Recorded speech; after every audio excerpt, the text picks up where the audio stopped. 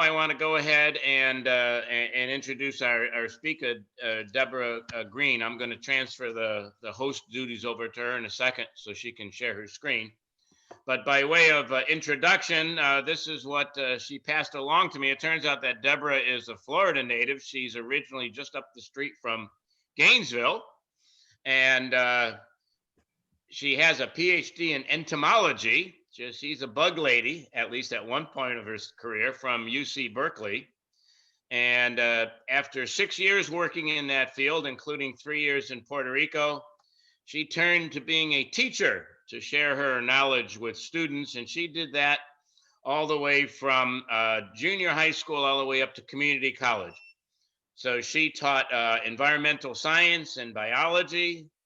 And her final job was at Valencia College, where she was the founding director of sustainability. Deborah retired from that position about 7 years ago. Of course, she's been extremely busy since then, as you might imagine. Her main interests are birding, native plants, her family, and she is the president of Orange Audubon. So obviously that takes a fair amount of her time. So she's going to be telling us not only about Apopka, Lake Apopka birding, but about a birding festival that Orange Audubon is very much involved in. So with that, I'm going to transfer over the host duties over to you, Deborah. Okay. And I hope that you can then share your screen. Okay. Thank you for the nice introduction, and thank you, Alice, for inviting me. I'm really happy to be here. Okay, so where's the share screen thing? Just let me hit that, share screen, and then this one. Okay. So do you all see that? In a small format, yes. Okay, and then now you see it? You betcha. All right. So about Lake Apopka and its wildlife. I'll talk a lot about Lake Apopka and the process of restoring it, why it's so great for seeing birds, particularly the 1998 to 2012 restoration efforts, and then 2013 to present when we had public access, and then a little more about the North Shore Birding Festival and more about the birds. So just starting right up front to tell you that it's coming up the weekend after Thanksgiving, December 3rd through 7th. And last year, you all were kind enough, many of you, to host one trip on the festival, which was very well received, very popular on our end. And I hope we can do that another year. Normally the festival is the week before the big Space Coast Birding Festival, and we are able to get some of their leaders and so forth. But with the situation with the district, which you were mentioning in regard to the Christmas bird counts and some of the trips, the district didn't want to give permission to get going on the festival when we were ready to get going on it. And we heard that there was the Wekiwa Springs State Park Youth Camp was going to be opening for booking. So we decided to get that as a place to host some of our leaders and some out-of-town guests. Right now, the only cabins left are just the primitive ones, so I don't think you guys would be interested in them. But anyway, that's why we moved to December 3rd through 7th. And it'll be up in the air. We'll try to decide whether we're going back to January next year or sticking with December 3rd through 7th. I think there's some reasons maybe to stick with it, which I'll point out. Okay, so this is the Lake Apopka North Shore, and this whole green area was once part of the lake. It's wetlands, it's the restoration area, and in terms of public access, the red marks show, the red arrows show the different accessing points for bicycling. So there's quite a few. The Lake Apopka Wildlife Drive, I'm sure almost all of you have been on it. And it had gotten extremely popular by February before the COVID-19 shutdown. And the district folks, and this is on the left is Maria Zondervan, the head lady out there who does a fabulous job. She's the land manager, and the guy with her is her direct supervisor. They used the time of the COVID down about 3 months as kind of a time to regroup and figure out how to manage the drive better with the limited staff that they have. They had built this shelter for exactly our ambassador program that I'll mention here in a second. And in it are the panels, some of the kiosk panels that we did in past years through grants from National Audubon. This is one of their volunteers that helped build this kiosk, this shelter. Okay, and so this is our program, the ambassador program, where we're passing out the brochures and giving some tips for people to successfully go through the wildlife drive, even when it's crowded, to know how long it's going to take and so forth. And we were just, Orange Audubon was just awarded the Bob Owens Award last Tuesday for outstanding volunteer service for this and other things we've done over the years to achieve public access over here. And we're very, very proud of that. Okay, so here's where you go with the wildlife drive, and the arrow shows the lake loop, which is the one we recommend to people just as your only chance to see the, let me see if can you see my cursor going around? No cursor. No. I don't see it at the moment. Uh-oh. Okay, so anyway, where the arrow is, you go along the lake, and that's also where the cyclists are going. The cyclists have the run of the whole place, so you just have to be careful with them. Everyone wants to see the alligators, and that's the main purpose of the families that are coming through. And then gradually, by coming more and more loving the peace and quiet and the outdoors of it, that they are starting to get into the birds as well. And if the very luckiest people who, particularly who go early, may see a bobcat, may see an otter, may see a coyote. So there are pullover areas, and that shows them, but they're limited. And because these roads of the wildlife drive were built along the berm roads from the old farm days, there are limited pullovers. And by the way, this one traditionally has where the Caspian terns are in the winter. We haven't seen them yet this winter, but they're characteristic. And some places you can pass, but there are some of the berm roads that are just too narrow. They can't be widened because you would be infringing on the wetlands, which are important. Okay, and there's a wildlife drive audio tour, and we've been telling people to log in and get that, and as you go through, listen to those. And these kiosks that we made, Orange Audubon, all have the coordinates, so that's you can know where you are, and also on the map are all the coordinates. Okay, here are the boat ramps. McDonald Canal, I'll be talking more about that because that's where we hold our festival. Magnolia Park is the most commonly used one. That's about 2 miles south of the entrance to the wildlife drive. And then there's Newton Park and Winter Garden. Kind of limited on boat ramp entrances. This guy probably came out of McDonald Canal, and he's out there in a big spatter dock bed. Now they are trying to clean up the lake really for fishing.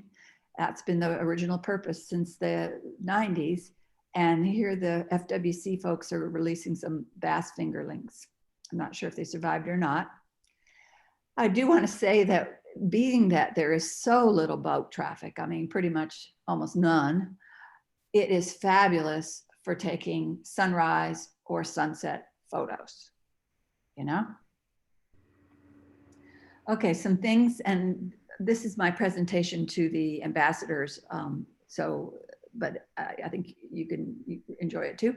The good to know is that birders were clamoring for public access, and the Birdapalooza Festival created more public interest in access. That was a festival we had from 2013 to about 2017. Hurricane Irma set it back, and then after that, it never got going. The North Shore Birding Festival that we run spilled out from that. And Orange County opened the Loop Trail in 2013, and Lake County completed a portion to all the way to Green Mountain. That's 18 miles in about 2016. And Lake Apopka Wildlife Drive, which we abbreviate as LAWD, opened in May 2015. So it's 5 years old. And it's only open Friday, Saturday, Sunday. And the reason is because the St. John's staff work the other 4 days. They work 10-hour shifts the other 4 days. And everybody needs to understand that St. John's River Water Management District is a water management district, not a park service. So the amenities out there are very limited. It's been amazing that the executive director and governing board have supported as much infrastructure out there for access as they have. Okay, that's just a rhetorical questions to this point. Okay, we'll see. The whole thing is 20,000 acres. And when you go through the wildlife drive, I make for dinner. it's just on the eastern part. And the festival will be on the whole western part, which normally is closed except to bicycle striking. Somebody needs to be Please mute, muted. please, other people. I wonder if I can mute her. No, okay, so I want to tell you about how the lake has been improving the water quality. And this is my hubby where we go boating there every once in a while, boating, birding. But he's a very skilled boater and it's not. And we probably next week apart. are gonna have to take over that. So what happens is when you go boating, you stir up a lot of muck. The lake still has a very deep layer of muck. But they have water quality improvement efforts that have been going on. The marsh flowway, the shad harvesting, the littoral planting, and then new projects. So I'll go over those. And this is eelgrass. And this, I took this photo in the Wekiva River, which is pristine. And Gary, could you please mute young Huh? Sudi? Well, you're the only one that could do the muting, I'm afraid. Oh, Deborah. because I'm the host now? Oh, my Right. goodness. Well, let's see. Miss Kudin, could you guys mute yourself or could everybody just check and make sure they're muted? Except Gary and me. Okay. Oh, I see. I can do it. All right. If I can get there. Okay. Thank you. Thank you very much. Okay. So that grass is water grass is eelgrass, submerged aquatic vegetation, eelgrass. And it's coming back in the lake. I'll show you. So the Marsh Flowway pilot project was started way back in November 1990. And what they test for water clarity in the marsh with what's called a Secchi disc over in the top right. It's just like a plate, black and white. They drop down on a line, and in the part where it's murky and hasn't been cleaned, it disappears within about 8 inches. That's a visibility check. And then where it's gone through the marshes and it's the marsh flowway, it's cleaned. You could drop it about 8 feet. I tell this story because I was a teacher and I brought my environmental science students to see it in the late 80s and 90s. And that's what they would show us. That would be the demonstration with showing how bad it was in the beginning. And then when it went through the marshes, how clean it was. And the apparatus, the enormous pumps and everything to clean it are located at the mouth of the AB Canal, the Apopka-Beauclair Canal. And that pilot project I was just showing has been expanded since 2003 to the existing marsh flowway system, where the water goes in and goes through the marshes and then either goes up through the Apopka-Beauclair Canal to the next lake up, Beauclair, onward up to Dora and all the chain of lakes, or depending on the conditions, it may be pumped back into Lake Apopka. Usually it's going up.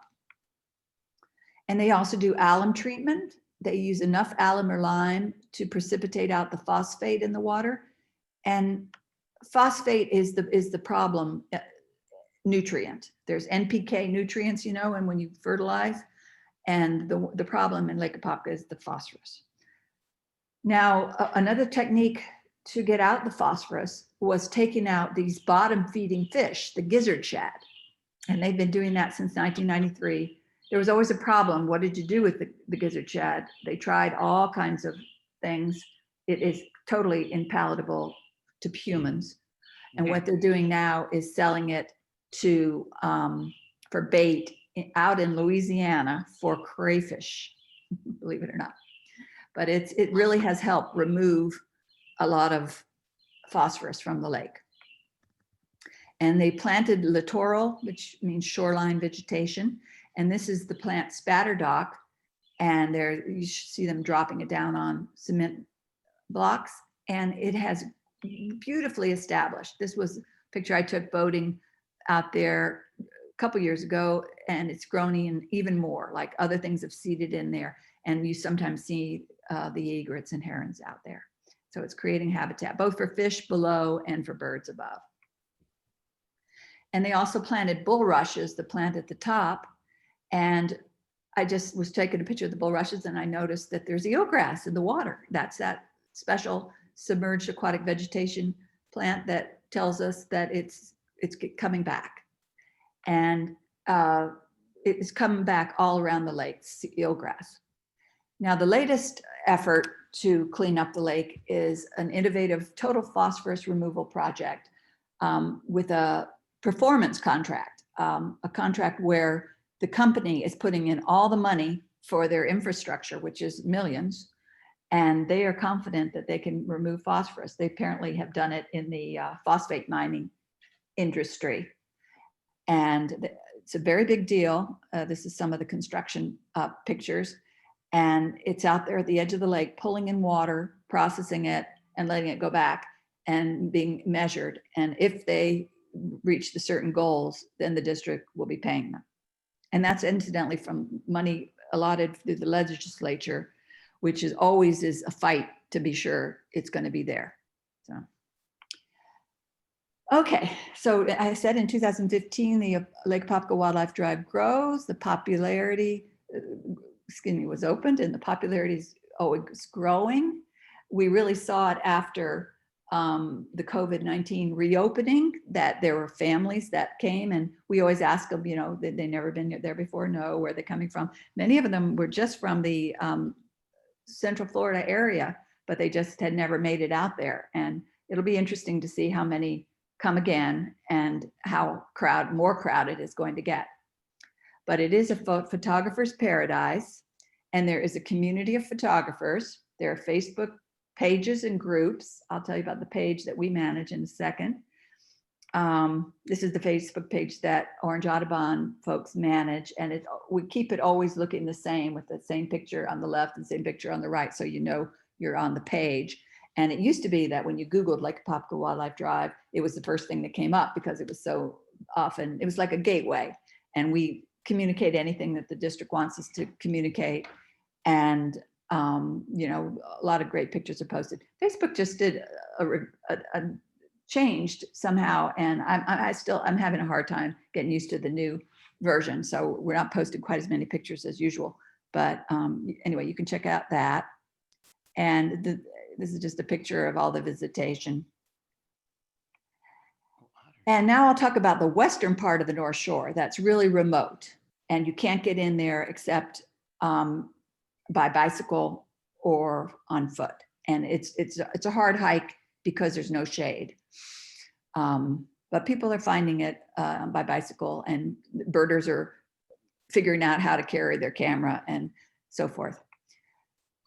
Out there are 4 observation towers, and I had the good fortune to meet up with the man who worked on the recreational aspects, the trails and everything, Niels Parsons. And he told me that there were 4 over there, and their purpose was to show elected officials what was going on with the restoration. They're not really used much today. They're maintained, but not used much today. The one that we use in the festival is the Clay Island overlook on the lake, which is a beautiful place for sunrises. And it takes a little while to drive in, so the sunrise trips start at 6 o'clock. By the way, if you're looking at the festival to potentially register and you would like a good sunset opportunity, there are still quite a few spaces in the Sunday one with some really good leaders. They're all really good leaders. I'm the main organizer of the festival, and with the committee, of course. And I'm just so glad that there's so many good leaders that are around that are willing to do it. There's tree swallows on the lake in the winter, and there are places where you can see the purple gallinables. This is in the Apopka Beauclair Canal. That's one of my go-to places to see them. And I want to show you that we also have the gray-headed swamp hen, and they're reproducing out there. No one seems to be doing anything about it. And people do enjoy seeing them. So a few other specialty birds that are there in the winter, just people like to see, are the ash-throated flycatcher. That's a southwestern bird, but it's been coming to the Lake Apopka North Shore. Several of them are found different places consistently for years. And the vermilion flycatcher, we haven't seen a bright male on the North Shore for quite a few years, but we have been seeing a female or immature almost every year. And then least flycatcher is another out of range bird that we are excited to see, and we usually see it. And then we get really excited when we see the Annies, which are in the cuckoo family. And the groove-billed Annies were there for a couple of years, available for the festival. They were there a few years before, seen by other birders. And these are southwestern birds. And this one was seen about a week ago. And unfortunately, it's not in an area where we're probably going to be able to go for the festival. We're hoping it'll move. But the scouts are out looking through the western part of the North Shore where the festival goes, and we may find others. And the smooth-billed Annie is an even rarer bird. It's the one from South Florida and a little bit more tropical. And it was there, we found it 2 years ago, and everybody in the festival got to see it. And black-necked stilts are they breed there. There's many breeding in the North Shore, but they're supposed to go to South America for the winter. But we're seeing quite a few this year. We always see some on the Christmas bird count or at the festival, but this is quite a bunch, over 50. Our really good birder, Sam Mitchum, took this. And yesterday or 2 days ago, he got one avocet he saw with those. Okay, the very special duck of the North Shore, and we have it as the logo for the festival, is the fulvous whistling duck. And Greg Miller, I'm sure you know who he is from the Big Year. Jack Black played him in the Big Year. He's been coming to our festival the last couple of years. He will vouch, and he goes to all over festivals and all over the country, that Lake Apopka, North Shore, is the easiest place to see fulvous whistling ducks in the country. Okay, so it's our special duck. And it's a southwestern species that's moved up gradually, possibly some combined with releases from avian collections, but probably just a movement north. And the black-bellied whistling ducks are always whistling, flocking around, trying to find a good place to feed. You can always see them in the morning. Winter ducks that are in are widgeons, and this is a Sam Mitchum picture from quite a far away. And there are redheads, another picture of widgeons. There's ruddy ducks, and the ringneck ducks flock around as they're in the beginning of the season when they're first settling in. And of course, there's plenty of blue-winged teal and northern shovelers. And those may be our main ducks so far. We haven't seen anything else real rare. Oh, canvasbacks. Some people have seen canvasbacks. Now, the festival also has 2 trips to Merritt Island.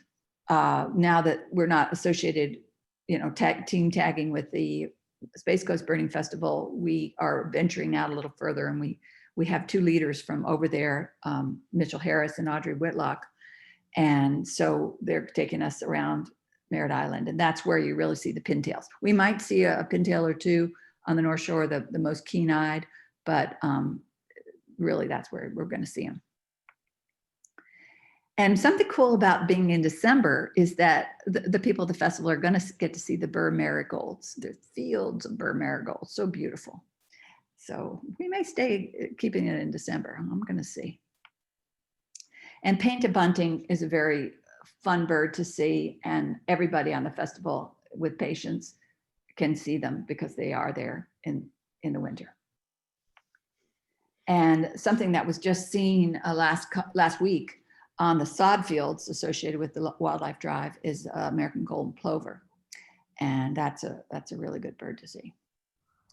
I might be almost done with my survey of the birds. Oh, the peregrine falcons. We have a couple that are resident in the winter out there that we'll make sure you see on the festival. And I want to say, you mentioned Emeralda, that you go to that. Well, we have a trip in the festival to there. And by the way, did I say that we're only having 10 people in each trip and masks are required? I guess I forgot to say that. And social distancing. No, we're not forcing any carpools. It'll be a string of cars. But anyway, the Emeralda trip is still hasn't really filled. So that'll be with some good leaders, a good one close to you if you want to take it. That one will be on Sunday. That's December 6th. And I'm really wrapping it up. This is about the festival. We give out these business cards. And I want to say that on the back of the cards, we have this definition of ecotourism, that it's responsible travel to natural areas that conserves the environment, sustains the well-being of the local people, and involves interpretation and education. So sometimes we've heard these ecotourism schemes about, oh, let's bring people up from Disney and let them go on airboats and get that going, you know, cranking it out. Well, that will not be good for either the birds or the local people who are enjoying the tranquility out there. So our festival is an effort to show that birding ecotourism, calm, quiet, peaceful birding ecotourism, is a real economic force and helps the local economy.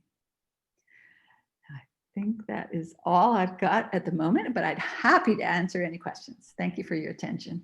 All righty, Deborah, can you transfer over the host to me and I'll stop some things over here and we'll get over to a few questions. Okay. Actually, I have one while you're doing that. Okay. I have one about the history of Lake Apopka. When I first went there, somebody said, well, this all used to be a muck farm. And from the northeast part of the United States, I had absolutely no idea what they were talking about. Oh, yes. Okay, so I abbreviated this, but I will go to some of my slides that I give, if you could give me a few more minutes. Can you see this slideshow, or do I have to change which slideshow? Yeah, it's on a smaller version, but I can see it, yeah. Okay, all right. So, yes, can you see the Zellwood Farms, August 1996? Yes. Okay, so that is a picture, an aerial view of what was once Lake Apopka, but they built the canals, they shunted the water off, and through the pump stations, the big.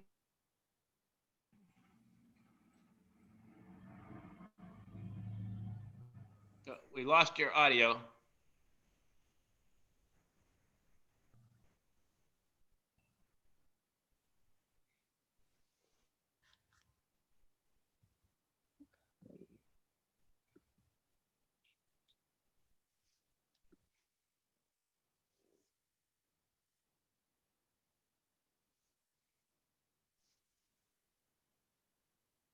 I think she's lost her internet connection.